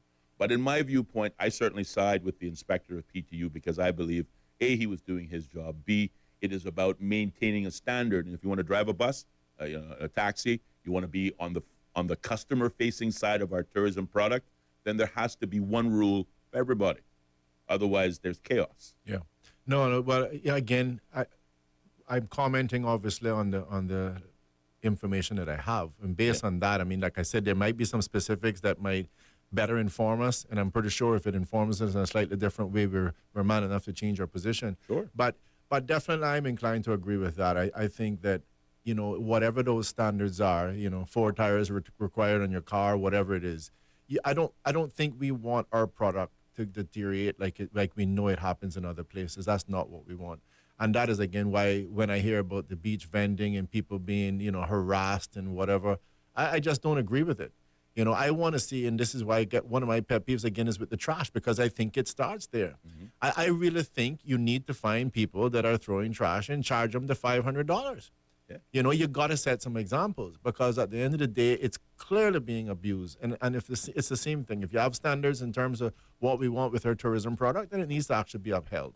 We want Cayman to be a first-class destination, which, by the way, and don't say a word, which is why precisely, again, when we talk about that first-class product, right? Let me use it as an example. Mm-hmm. If we're going to say, listen, no, we're going to take the tourists off of this bus because this standard is not what we want. Mm-hmm. We agree with it. So I'm going to ask you now, we're going to have a first-class service at our airport.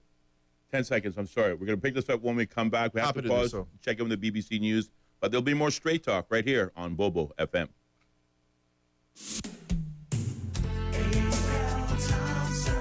With you in mind, we have your style. Find what you need down every aisle. You want saving, selection, and quality. That's why we're your home store. Home store. A.L. Thompson. The way to make a home. The way to make a home. Have your engine driving like never before with Pure 93, the highest pure octane fuel in Cayman, and available exclusively at Rubis service stations. Pure 93 protects against engine knock, restores lost power and acceleration, cleans fuel injectors, intake valves, removes engine deposits, improves your fuel economy, and it meets international specification requirements for your car. Fill up with Pure 93 now and keep your engine running like new. Fuel the difference with Pure 93, available exclusively at Rubis. BBC News. BBC News. World news from the BBC. Violent clashes. Thick black smoke. A tremendous legal victory. Crucial elections. Destructive winds. A search and recovery operation. A race against time. An imminent threat. Flying a drone over a rival team's training session. Whatever is happening, wherever it's happening, catch up with the latest news bulletins from the BBC. The home of the BBC World Service. This is Bobo FM.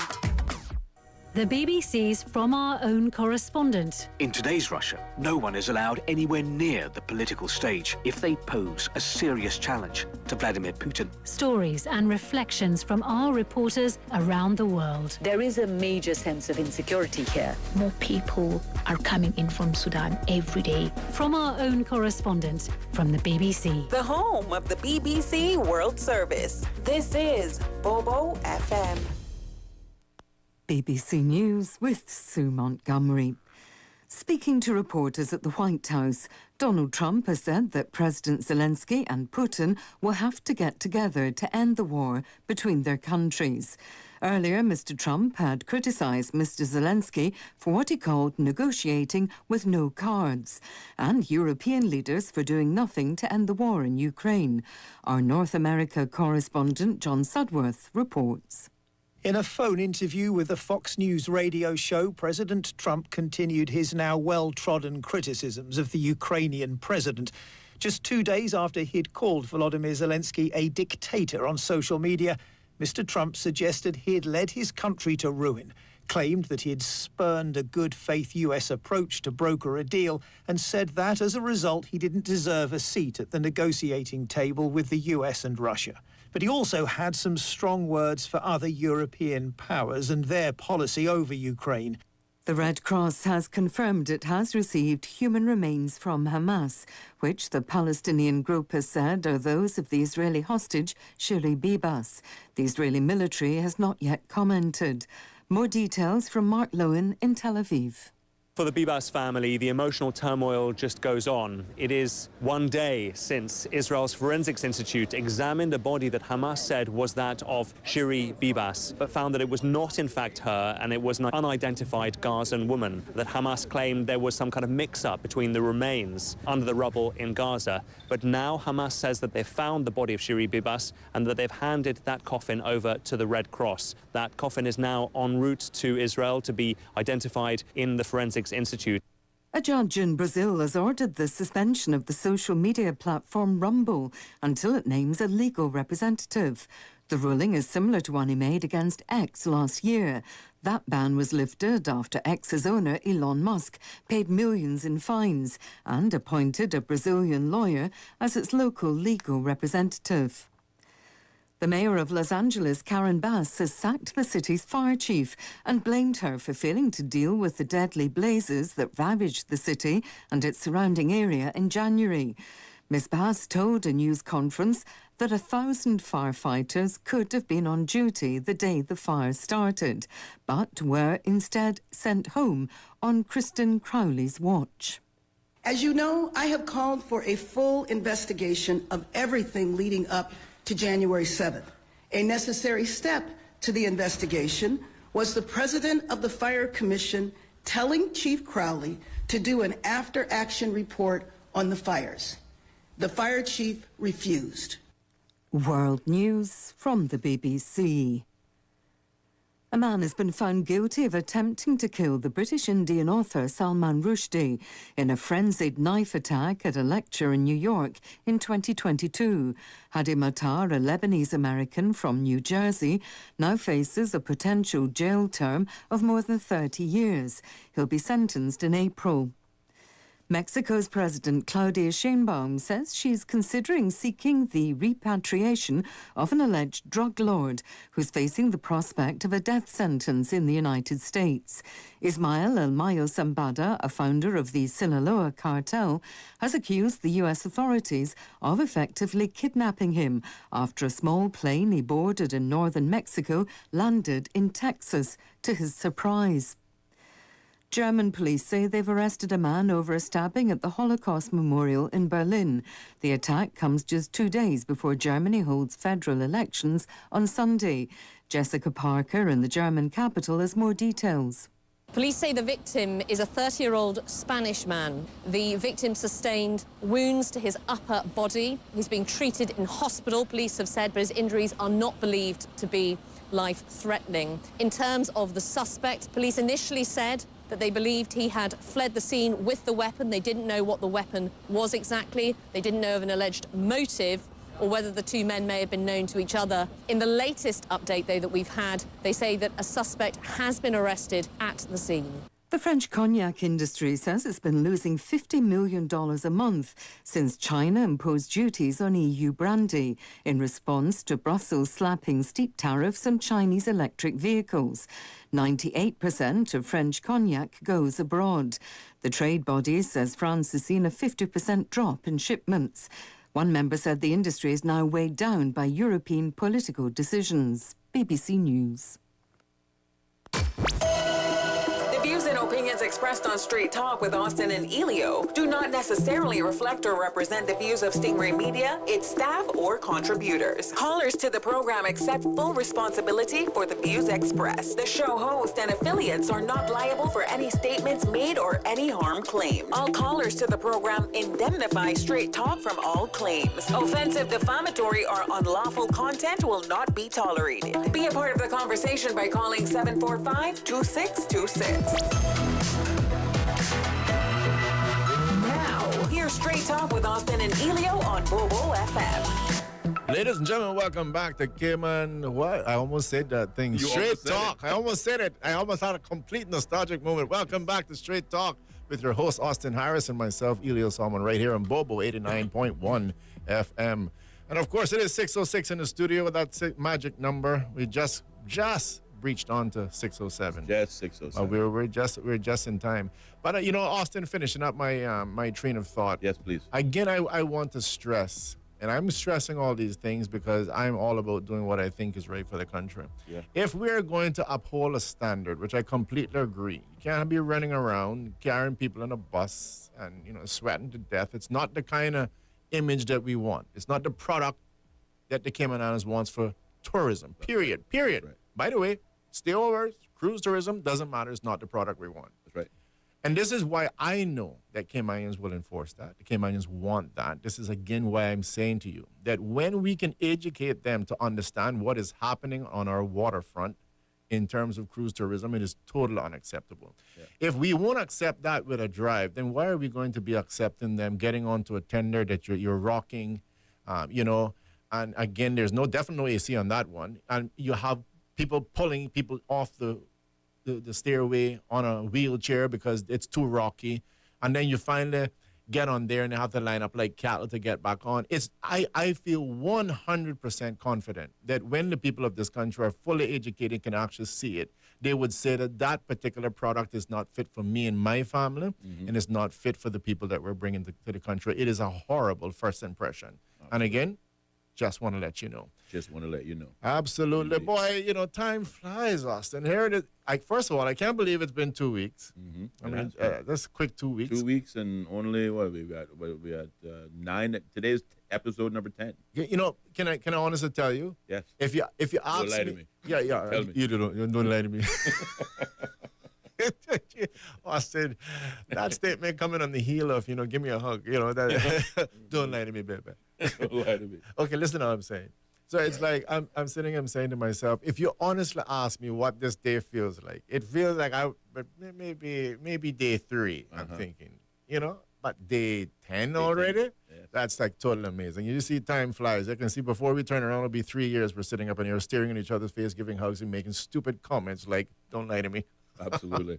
And with episode number 10, again, we can't say this enough. We want to say a big, heartfelt thank you to everyone who has been tuned into us, whether it be from day one or certainly just who's helping to make us a success.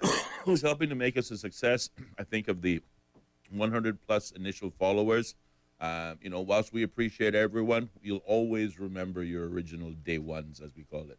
And that 100-plus followers on Facebook to help us to achieve that milestone of 100 followers, which we achieved in 5 episodes. I don't know many other talk shows that, or any other business that receives that kind of resounding success in the first week. Yeah, absolutely. So, and again, this is a big thank you from us to the listening audience. However you tune us in, we appreciate that you do. Obviously, we love to hear from you, but hearing from you does not tell us that you're not listening. Yeah. And again, we're grateful for it. But to our followers, to our friends, to those who've offered contributions in the last 10 episodes, certainly to those who are behind the scenes, our collaboration partners. We think of Monster Media. We think of Net Clues. Yeah, Net Clues. And thank them for all they're doing. Yeah. Thank you for what you've done and partnering with us to make us at least to have today. And I gotta thank MPE. We got Yes. like my friend Bevan Springer would say, Yes. Ellio, as the spirit moves you. Awesome guy. Yes. I want to thank him and his team as well. I mean, there's so many people that's just playing an instrumental role in helping us out. Yes. Awesome people. And we really, really appreciate it. But Austin, I want to say this as well, because when I remember you and I on the crosstalk, we can talk about crosstalk. We're allowed. Yes. I remember when we first got together, a lot of people kind of described it. Maybe it was you who first described it as like a lightning in a bottle, right? I think somebody described it for us, but that's what it was. But I remember you echoing it. And the thing of it is that, it was just honestly dynamic. And I honestly think there's just something special to having two hosts. Oh, yeah, right? It's far easier in this world. Yeah, because no matter how good you are, if you have one person, I almost believe that there's a level of stress on the listener.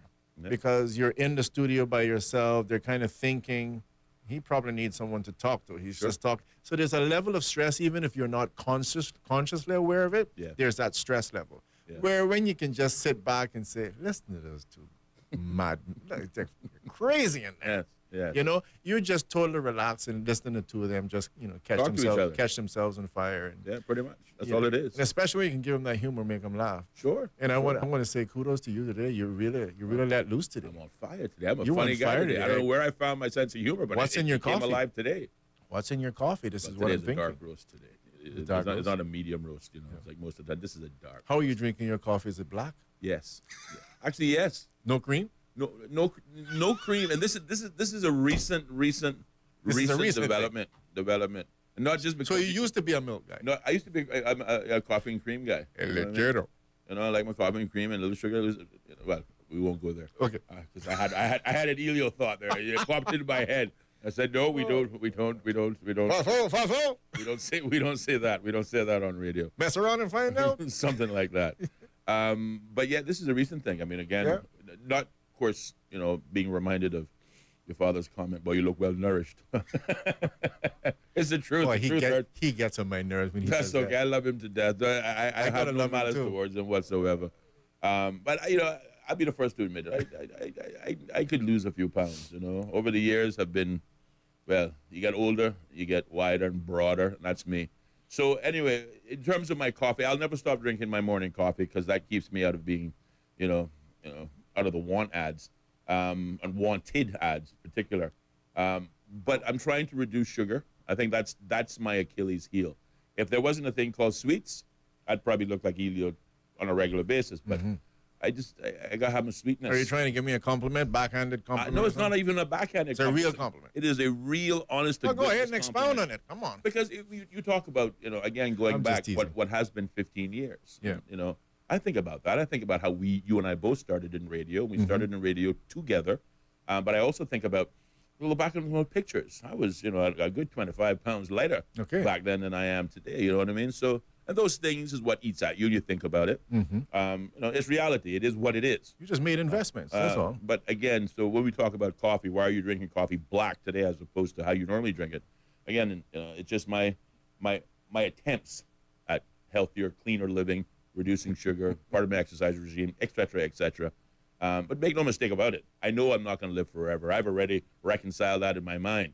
So I'm going to die with a smile on my face, and I usually is accompanied by a good meal. You brought up my dad, so I got to give him flowers while he's alive as well. My mom and my dad, but like I said, my dad sometimes he gets on my nerves, but in a kind of good way. It's like you hear that saying, "Once a man, twice a child," and I know how much headaches I would have given my parents when I was young. I used to do some really bad stuff, Austin.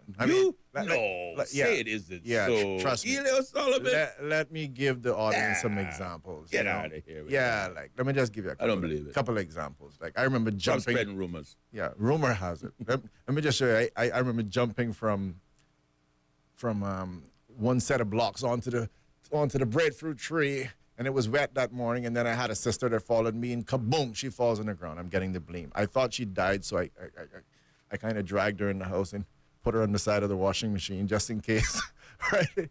Then it was I remember watching the people doing skydiving, and then I took my mother's sheets and went up there, and I had the four corners, and it worked on MacGyver. Yeah, and there I am jumping from the roof, and that didn't work, and I said, I know what the problem is. I'm not high enough. Not high enough. Brilliant. And then I remember going to Florida. We stayed at a Days Inn one time, 1215 Southwest 46th Avenue or something. No, that was in Fort Lauderdale. Completely wrong. It was Days Inn in Miami. Listen, don't laugh at me. I actually went to the 4th floor and jumped into the pool. From the 4th floor? From the 4th floor into the pool. Needless to say, this did not go over well with management. I'm just saying. I'm giving you a few examples to say, listen, I was a kid that just really caused them some stress. By the grace of God, you are still here today. So I deserve all the punishment that I get when my dad gets on my nerves, because he'll get, you look like you're losing hair in the back of your head. I said, Daddy, why you got to point that out? I mean, bring out my thinning hair. Why you got to draw that attention to that? You know what I mean? And then I'm sensitive about that. He picks the worst time, and then you're getting a little bit of a stomach. What happened to this? What happened to this? What happened to this? I said, come on. He waits till I'm always around people when he does. That's what I said yesterday. Children and old people, boy. Yeah. There's no bridle on their comments. I just want to say to him and to my mom, I am blessed because, today I consider I have all my brothers and sisters. Yeah. They're still here with me. I still have my mom and my dad. But I know I live with the reality that one day that's not going to be the case. So while they're still alive, I love them both. And he wanted to come in the studio with me yesterday, and I kind of knew it wasn't going to last because he comes in here Every time he'll say to me, "You'll pick me up. I'm going to East End with you, Daddy." It's a half an hour drive, and then I have to feed the goats, and I got to water the foundation. Yeah, Ellio, I'm ready for the ride. And you might As you get, are you ready to go home yet? You might get. So I remember making it one time before he actually ended up having to go to hospital. We made it as far as just getting out of breakers. You hate to do this to you, but can you come back home? I said, this is what I'm talking about. But I love him. He says to me in the most pitiful voice, like a child. He says, "I feel bad about this." He says, just let me off at the side of the road. I said, "Are you crazy? I could never left my dad at the side of the road." Right. But I love him. He's a wonderful person, and I thank him for all the things that he's done. He's worked so hard, and I always said, all these kids he had, and he didn't have a great job. How do you manage to take us away on vacation every year? Boy, that's the other thing. So I just want to say, Dad, I love you. Thank you very much for all the things that you've done. Yeah. And you sometimes you get on my nerves, but I know I got on yours even more. Yeah. And I'm just happy that you're still alive and still in my life. Well, you're very fortunate. And certainly to Mr. Tim, I love you too, buddy. Yeah. I love you too. All right, with just about 11 minutes before we take Sign a break off. and sign off for the weekend, what's that country song? Who sings it? When you're putting down my country, you're standing on the I think fighting side of me. that's Merle Haggard. The great Merle Haggard. If you're running down my country, man, you're walking on the fighting side of me. See, if you close your eyes, just really listen to Merle Haggard. That's why Alden had playing when he was dealing with what he named there? The compass Lege. Oh, yes. If you're running down my country, man, you're walking on the fighting side of me. Sir Alden himself. Yeah. He may come across as, composed and all that in a speaker chair, but He's just a shy guy. He was young once too, put it that way. Yeah. This is one of those articles that, you're putting down our country and you're raising my blood pressure and I won't go to war. Mm-hmm. And this is in the financial services industry. Again, balance. Last week we were criticizing perhaps, what all the hubbub and excitement about was with the financial services industry and, of course, the proposed immigration amendments to it. Look when he bringing that topic up. Yeah, exactly. Right when we end. Right. And then this one here is just the opposite. I want to fight for our industry just because of what's being said. So what's being said, Austin? Let me tell you. I'm glad you asked. I'm glad you asked. I said to myself, the head of a giant U.S. life insurance company has appealed to President Donald Trump and regulators to crush, not even to change or amend or look at, but to crush. Put him underfoot. Cayman's life reinsurance business. Now, if that sentence alone don't make you ready to sign up and go to war, I don't know what would be. I won't tell you his name because I can't pronounce his name, but I won't give him the credit, that he thinks he deserves. A CEO in some Iowa-based firm somewhere said that the U.S. should clamp down on the unabated growth of Cayman's life reinsurance business. He highlighted that Cayman was home to U.S. $150 billion of life reserves, supported by a fraction of the capital required by the U.S. or Bermuda, which we believe puts the system at risk, is what he said.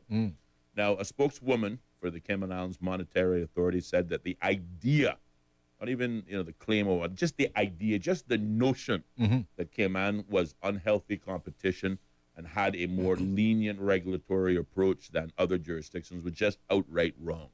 And as we say it all the time, you can have your own opinions, but you can't have your own facts. This American has his own opinions, and he's treating it as facts. The SEMA spokeswoman went on to say, the managing director, all right, Mrs. Cindy Scotland, said the regulatory framework in the Cayman Islands is comprehensive, transparent, and designed to meet the highest standards of solvency and risk management. After going through all of the hoops that we have gone through with, what is that organization that keeps giving us grief and had us on the FATF? FATF.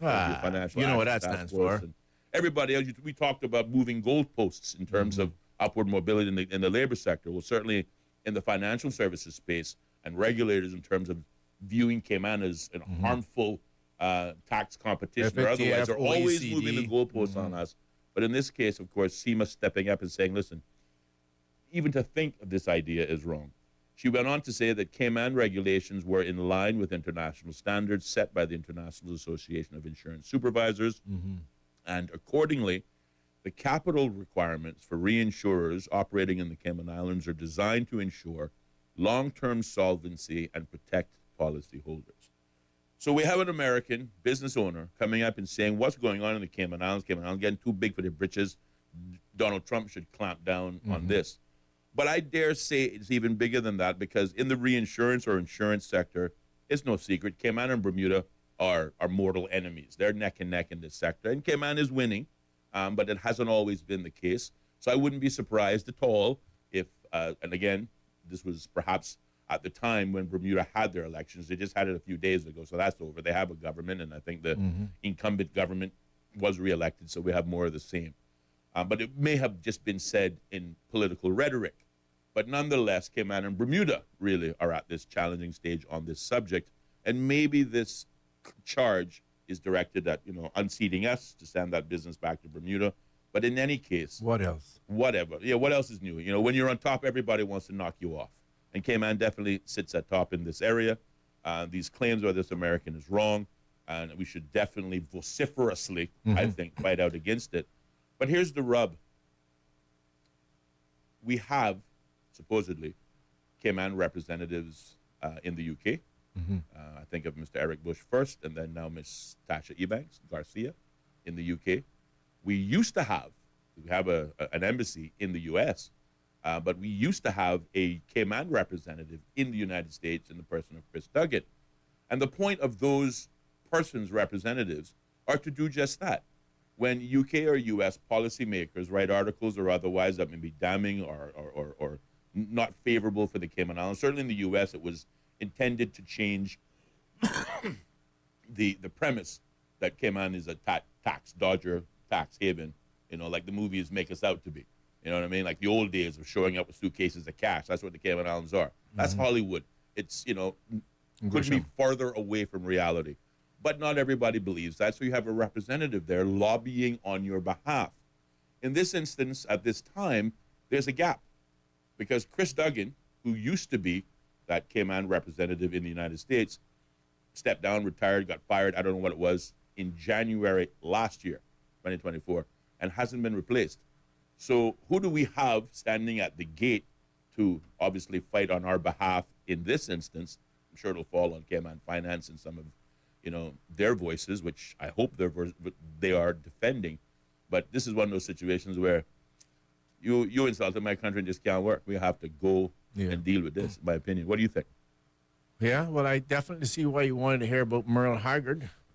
But, the thing is... make Sir Alden proud of me. The thing of it is that I think you can follow the money there. I think that if you probably follow that back, you'll probably find that there's a particular firm, Austin, in Bermuda, that's connected to a particular firm in the United States. Yes.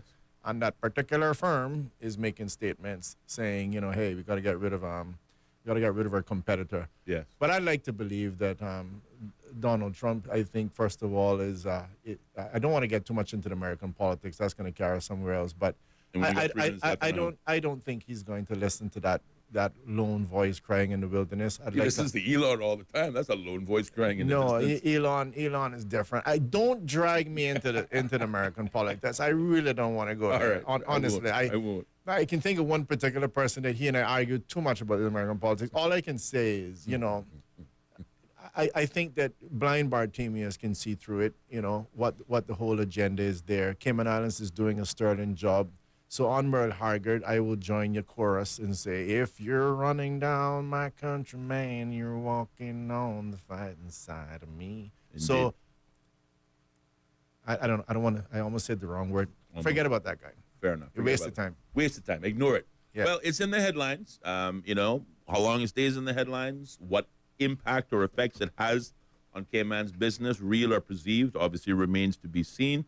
But as you talk about all the time, capital is. I'm glad you raised it. I'm glad you raised it because it works quietly and in the shadows. One day it's here, one day it's gone, and as I say, it comes as a thief in the night. Yep, and again, people may simply say that I'm on my cruise tourism thing, but I want to stress again, this is why we need different industries. Period. Okay, let's not put all of our eggs in one basket, as they say. I want you to understand, if Donald Trump gets up tomorrow and makes a particular statement, you could have a serious flight of capital just tomorrow. Okay? Whereas when people put things in the ground, whether they're piers or docks or buildings that you see being built along 7 Mile Beach, nobody's moving them that quickly. They're investing to stay, as much as stays in this modern world. Whereas it sounds impressive. One guy just put $375 million in the bank. Moved in like this. Well, it moves out the exact same way. Sure it does. All right?